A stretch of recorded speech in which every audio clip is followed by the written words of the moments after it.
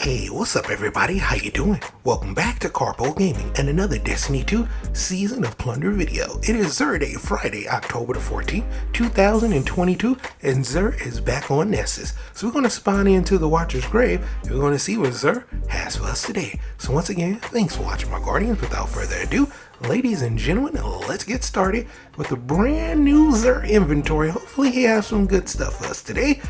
Here's a spoiler. Kinda don't. Let's start off with our exotic engram. You can get all these old exotics if you haven't already, my guardian. Now we have two random rolls, one for the Hawk Moon and one for the Dead Man's Tail. So let's go over and hopefully we have some good rolls. Let's start off with the Hawk Moon. Now for the Hawk Moon, you know, it's the Hawk Moon. It's always going to be good. You always got good rolls because it's the Hawk Moon. Unfortunately, this week, not a great roll. We got Fluted Barrel, Alloy Magazine, Opening Shot, and Combat Grip. You know, decent roll. For me, hard pass. But if you don't have a Hawk Moon, like I said, the Hawk Moon's OP. Definitely pick it up. Next up, we have the Dead Man's Tail random rolls for this week. Let's go over them. This one's going to be a lot better for the Dead Man's Tail. Now for the Dead Man's Tail, we got Full Born. We have Ricochet rounds. So that is pretty cool. And we also have a Vorpal weapon, which is excellent in PvE and in PvP. And last but not least, fitted stock. So not bad at all. If I was going to pick up any of these, it would definitely be the Dead Man's Tail. Now for the weapon of the week, we have none other than the Hard Life Auto Rifle. It used to be really good back in there when it first came out, and it had to be nerfed down, but it's still pretty decent. It comes with an intrinsic perk called Volatile Light. Rounds fired from this weapon have reduced damage fall off, over-penetrate targets, and ricochet off hard surfaces, and also projectile damage increases after the bounce. Also come with diagonal rifling. We also have Alloy Magazine in the fundamentals. Press a long press, that's going to be square for PlayStation X, for Xbox to change the weapon damage type between Solar Arc and Void. And last but not least, to round off this amazing weapon is Composite Stock. Excellent in PvE and in PvP. Pick this bad boy up and definitely add it to your collection. Hard Light is a whole lot of fun. Old school drop from D1 back in D2.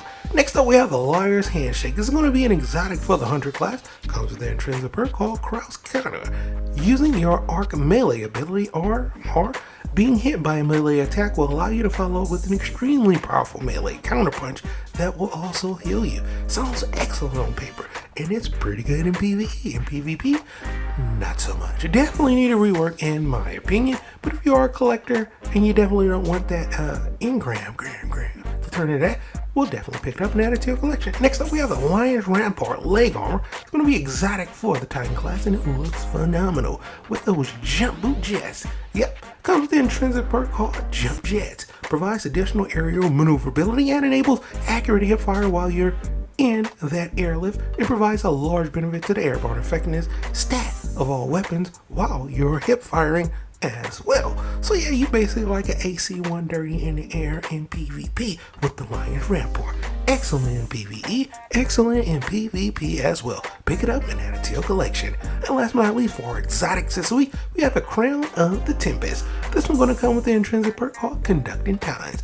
Arc ability or Jolt Final Blows increases the recharge rate of your arc abilities and extend the duration of Storm Trance. Excellent in PvE, excellent in PvP, especially after Arc 3.0.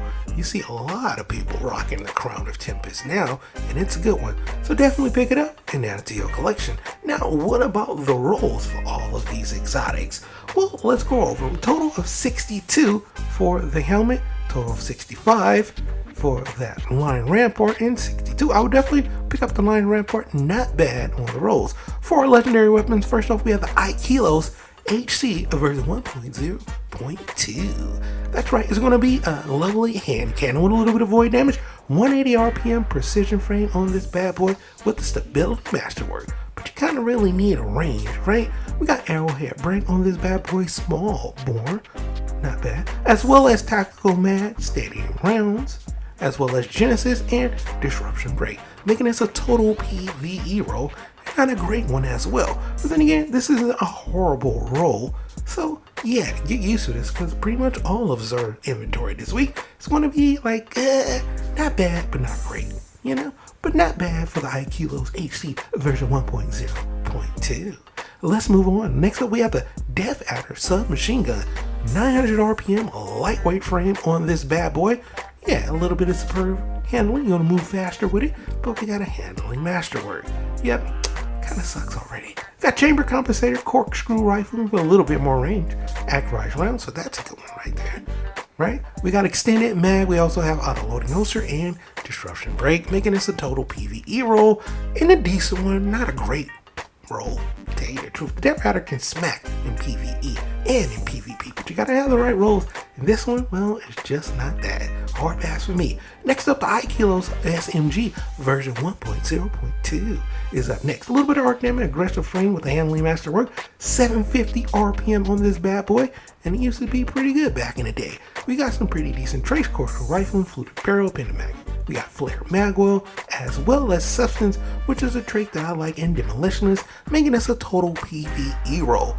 And it's a decent one. You know, tell you the truth, this isn't a horrible roll. Should be pretty good in PvE and in PvP. Gotta make sure you hit your headshots. And it still should be pretty good because of substance. You're gonna get that lovely, lovely ammo back. And because of demolitionist and PvE, you're gonna get some grenade ammo back. Not bad. a.k.a. Draconis fusion rifle is up next. This is going to be a 965 charge time and high impact frame, which means you're going to fire slow. It's going to be very high damage. Impact at 94 on this. So yeah, you can one-tap Guardians in PvP. With the charge time masterwork, making this pretty freaking fantastic. We got full born. We got hammer forged rifling. Okay, we got particle repeater. Not bad, as well as projector views. So between those two, bam, we had 71 on the range, which isn't horrible. We got frenzy on here, which is one of my favorite traits, and surplus, making this a pretty fantastic roll. Not a god roll, but still an amazing roll because of the charge time masterwork, and because you're going to be in combat, you're going to get a little bit more damage. It means you're definitely going to be murking people in PvP, so long as you get that charge up and get them down. So not bad on the Iota Draconis. I would definitely pick this one up. Not a horrible roll, Mr. Xur. Not bad at all.